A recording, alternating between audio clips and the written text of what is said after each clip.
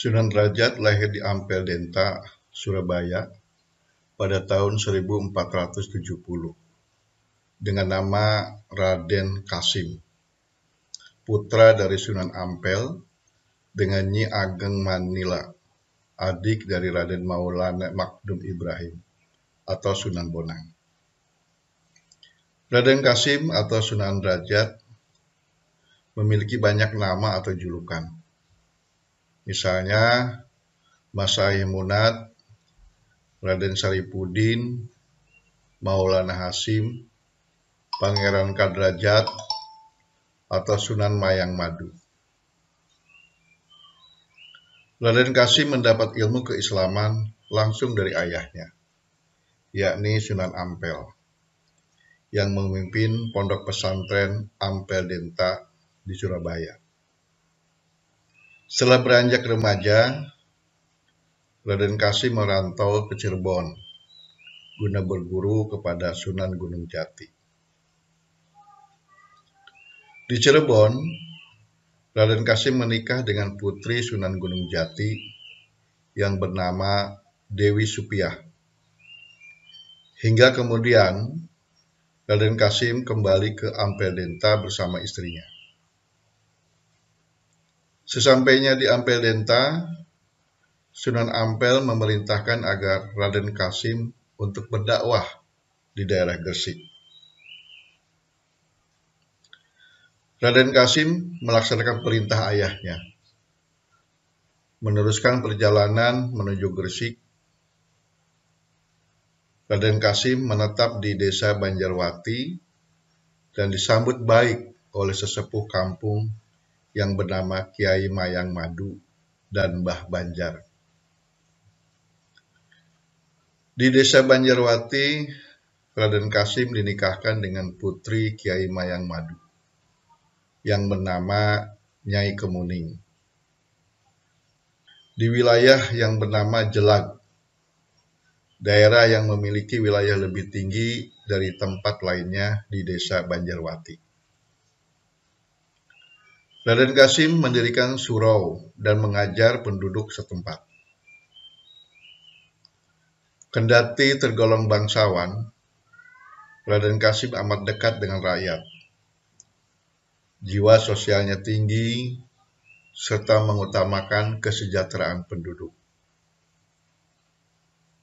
Raden Kasim dalam berdakwah menekankan pada etos kerja keras dan empati berupa kedermawanan.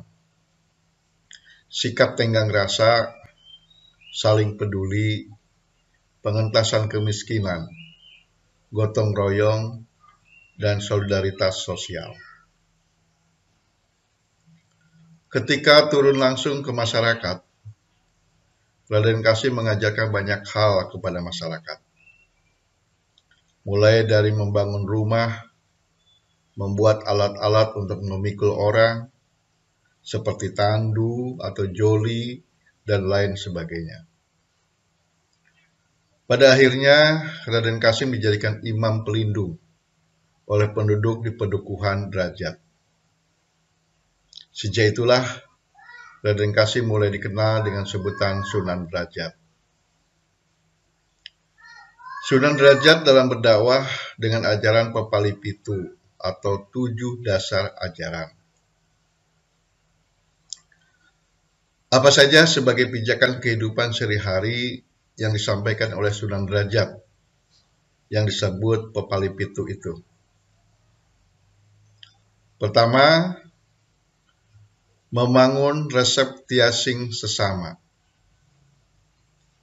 yaitu membuat senang hati orang lain. Ajaran ini merujuk pada bagaimana seharusnya sikap individu dalam kehidupan, di mana setiap individu dituntut untuk memberikan rasa senang kepada sesama manusia. Membuat senang hati orang lain juga menjadi salah satu ajaran Islam yang sangat ditekankan. Hal ini dapat dilihat dari anjuran-anjuran untuk membayar zakat, bersedekah, saling tolong-menolong, dan sebagainya. Ajaran yang kedua Ironing suka kudu eling lan waspada, yaitu dalam suasana gembira hendaknya tetap ingat Tuhan dan selalu waspada. Ajaran yang kedua ini merujuk pada konsep refleksi diri, bahwa manusia selalu mengingat Tuhan dalam segala kondisi. Selain itu, manusia juga harus senantiasa waspada, tidak terlena dengan kenikmatan duniawi yang bisa menjerumuskannya ke dalam hal-hal yang tidak disukai oleh Tuhan. Ajaran yang ketiga, laksi taning subrata tan nyipa marang pringga bayaning lampah. Dalam mencapai cita-cita luhur, jangan menghiraukan halangan dan rintangan. Manusia harus memiliki etos kerja dalam mengejar apapun yang diinginkannya, termasuk dalam upaya mencapai cita-cita luhur dalam beragama, yaitu melaksanakan semua perintahnya dan menjauhi semua larangannya. Dalam melakukan upaya tersebut, manusia harus ingat akan banyaknya halangan yang menghadang. Namun demikian, halangan yang ada jangan sampai mengendurkan upaya yang dilakukan. Ajaran yang keempat, meper hardaning pancadria. Senantiasa berjuang untuk menekan hawa nafsu dunia. Manusia dibekali dengan nafsu indrawi yang bisa menjerumuskan. Oleh karena itu, penting bagi manusia untuk bisa menekan nafsu-nafsu tersebut. Seperti nafsu indrawi, salah satunya tercermin dalam emosional manusia, harus senantiasa dikendalikan. Emosi yang tidak terkendali bisa berujung pada berbagai macam malapetaka. Ajaran yang kelima, heneng hening henung. Dalam diam akan dicapai keheningan. Dalam hening akan dicapai jalan kebebasan mulia. Pengendalian nafsu indrawi akan membawa manusia ke dalam kejernihan hidup. Kondisi ini merupakan pintu masuk pada jalan kebebasan mulia. Adapun jalan kebebasan mulia sendiri dapat dimaknai sebagai suatu kondisi di mana segala sesuatunya sudah tercapai. Dalam kondisi ini, manusia berhasil mencapai tingkat kemuliaan diri. Ajaran yang keenam, mulia guna pancawaktu. Pencapaian kemuliaan lahir batin dicapai dengan menjalani sholat 5 waktu. Pada bagian keenam ini, Sunan Derajat memberikan penekanan pentingnya ibadah sholat. Disebutkan bahwa sholat merupakan kunci dari kemuliaan hakiki. Dalam ajaran Islam, sholat 5 waktu merupakan tiang agama.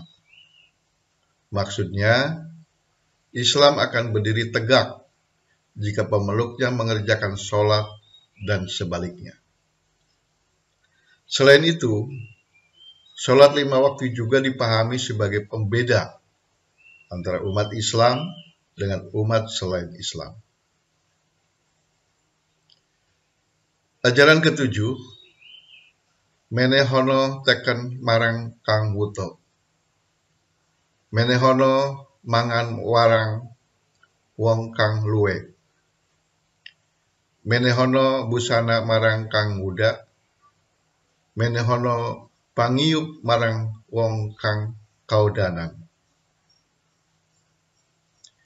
Berikan tongkat kepada orang buta, berikan makanan kepada orang lapar, berikan pakaian kepada orang tak berpakaian, berikan tempat berteduh kepada orang kehujanan. Pepali pitu yang terakhir berisi tentang bagaimana seharusnya manusia bersikap terhadap manusia lainnya.